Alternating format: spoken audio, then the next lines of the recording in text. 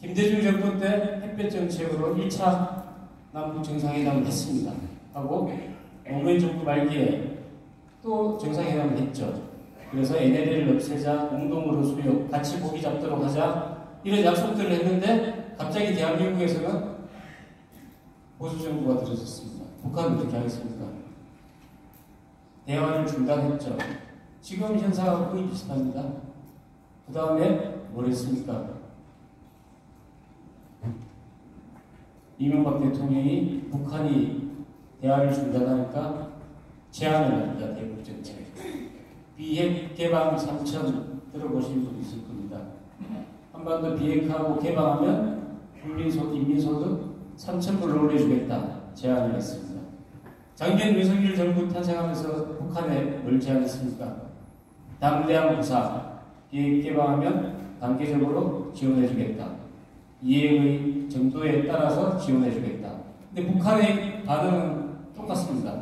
이때는 이 당시 대통령을 동물에 비유하면서 비방을 했습니다. 뭔 동물이 아시죠? 하고 작년에 김여정이 뭐라 했습니까?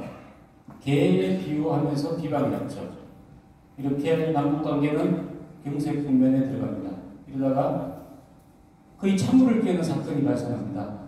혹시 기억나실지 모르겠는데 박왕자 피살 사건 들어보셨죠? 금강산 관광 중이던 우리 여성분을 북한군 초령이 쏴버렸죠. 어떻게 됐습니까? 남북관계 완전 얼어붙어 버렸죠.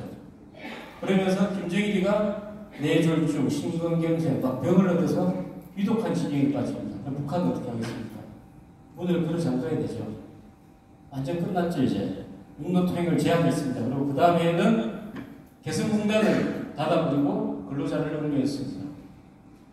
이제 남북관계는 돌이킬 수 없죠. 거기다가 현재와 비슷하게 장거리 로켓 발사를 하면서 군사 도발을 계속 감행합니다.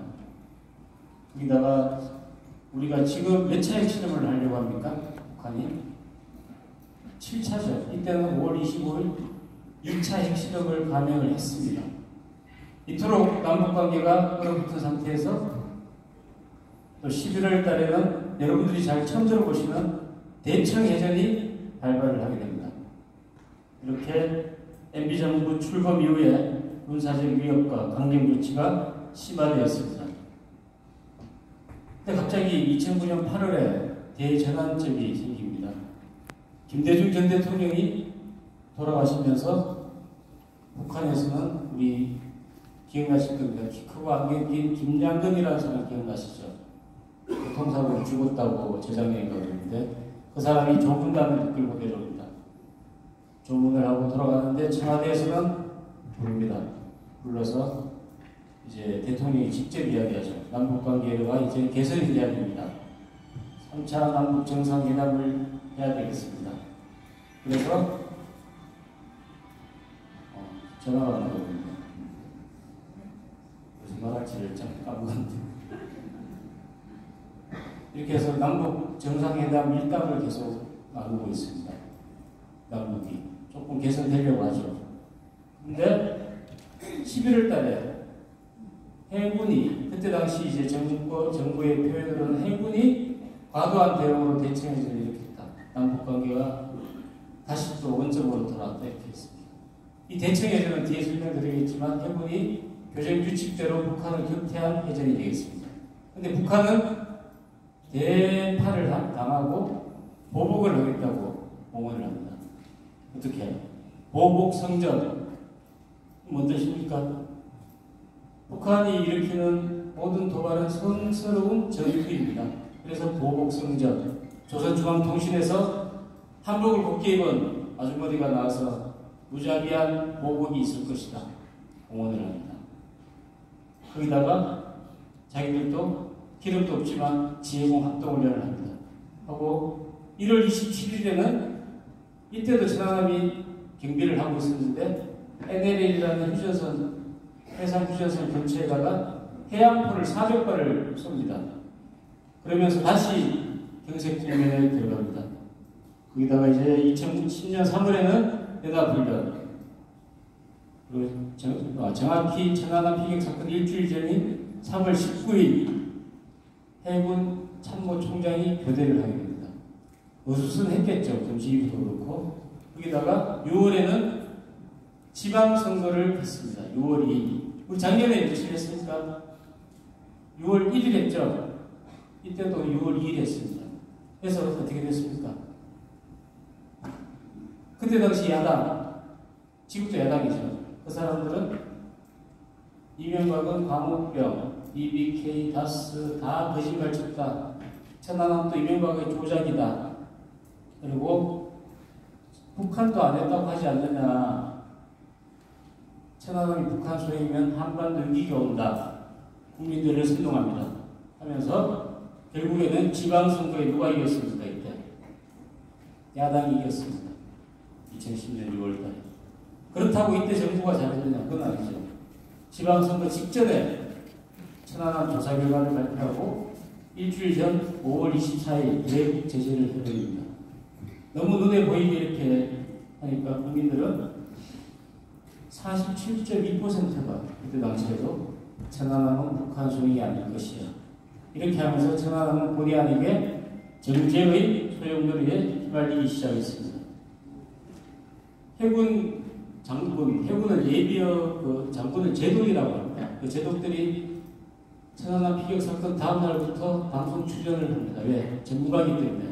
나와서 막 이야기하십니다. 지금 혹시 예비역 제독이 와 계신지 모르겠는데 거기는 천안함이 들어가면 안 되는데요. 거기는 아마 함장이 마음대로 그냥 TV 보려고 들어갔거나 임의로 들어갔을 겁니다. 이렇게 이야기합니다. 왜? 예전에는 미리 들어가지 않았거든요. 이 구역을, 백령도 옆에를. 그렇지만 왜 갔냐? 그분들 있을 때는 안 들어갔죠. 근데 이 해군 작전은 정보 상황에 따라 계속 바뀝니다. 저도 함장을 2008년도에 갔는데, 그리고 2함대 90몇 년도부터 계속 경기를 했는데 이게 스티였습니다. NLL 앞에서. 그렇지만 북한이 이런 도발을 하고 대청에 보복을 하겠다. 여기다가 포를 400발 쏴버리는데 합참이나 작전사령부에서는 어떻게 하겠습니까? 이게 나중에 맞죠. 그래서 이 빨간 점선이 북한의 공격권인데 여기서 안전한 백령도 옆에다가 지시여의고 우리는 배치를 했던 겁니다. 천안함만 간 게 아니고 성남함, 부천함, 제천함 다 갔습니다. 다 여기서 경비했습니다. 거기다가 2월 18일에는 6.25 전날과 비슷하게 갑자기 합참에서는 작전 피로도가 너무 증가됐다. 경계 강화를 해제해버리겠다. 그래서 뒤에 헬리콥터를 싣고 다니는 큰 배, 대장함을 진해로 복귀를 시켜버립니다.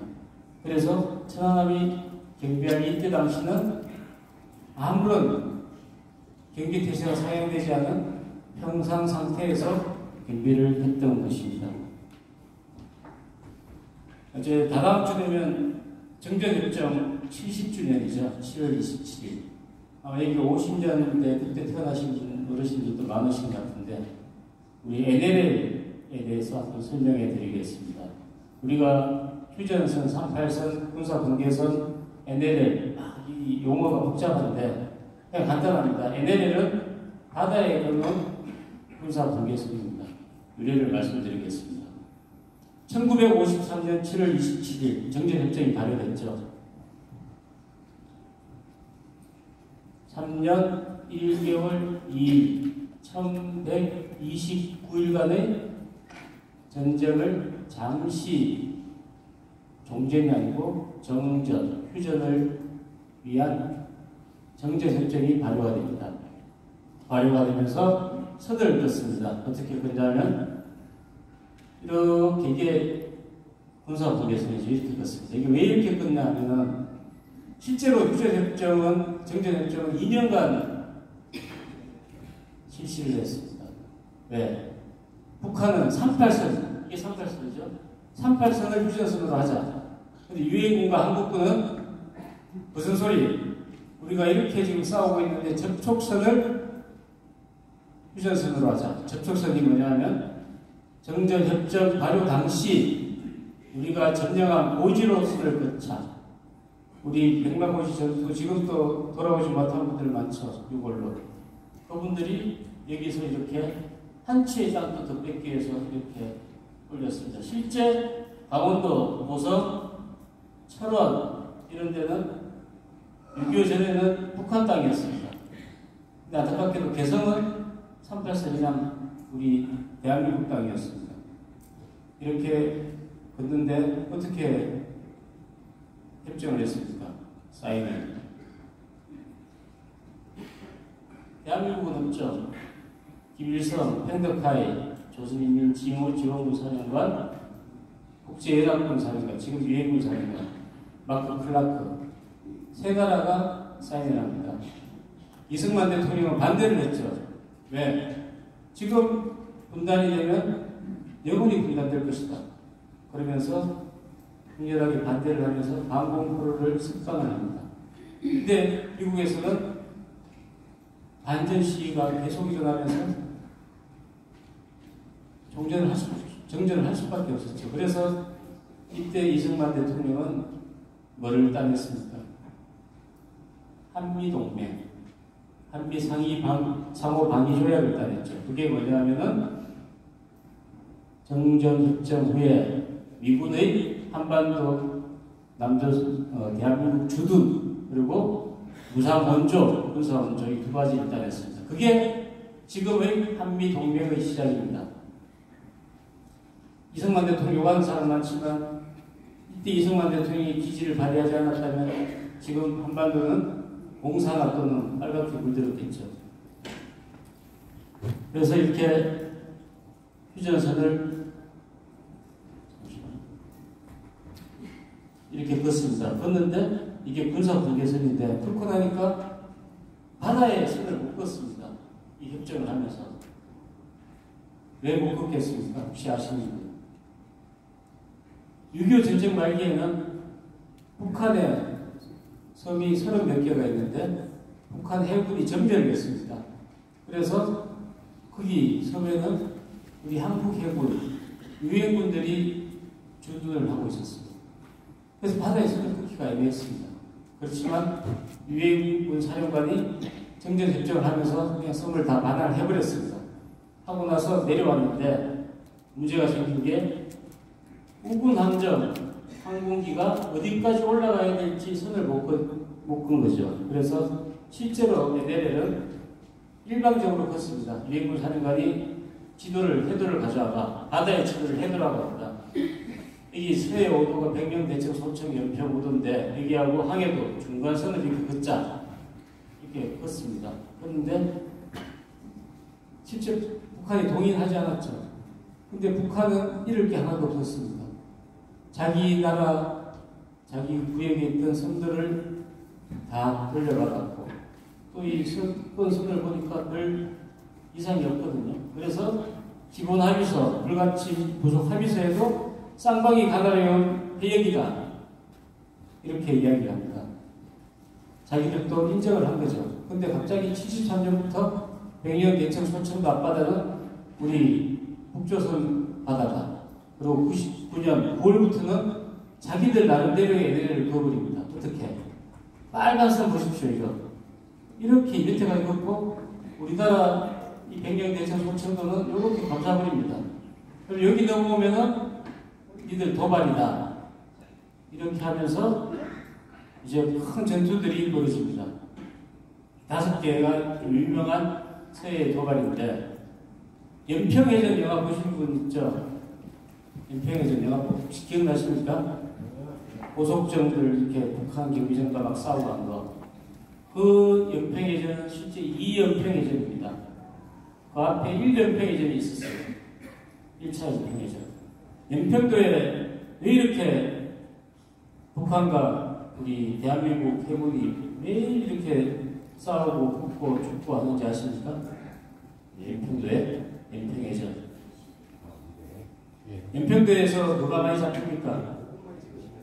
예전에 어르신들은 조기라고 했었는데 지금은 꽃게가 많이 잡히죠. 꽃게가 어디 많이 잡히겠습니까? 평소에 가지 못하는 NLL이 많이 잡히겠죠.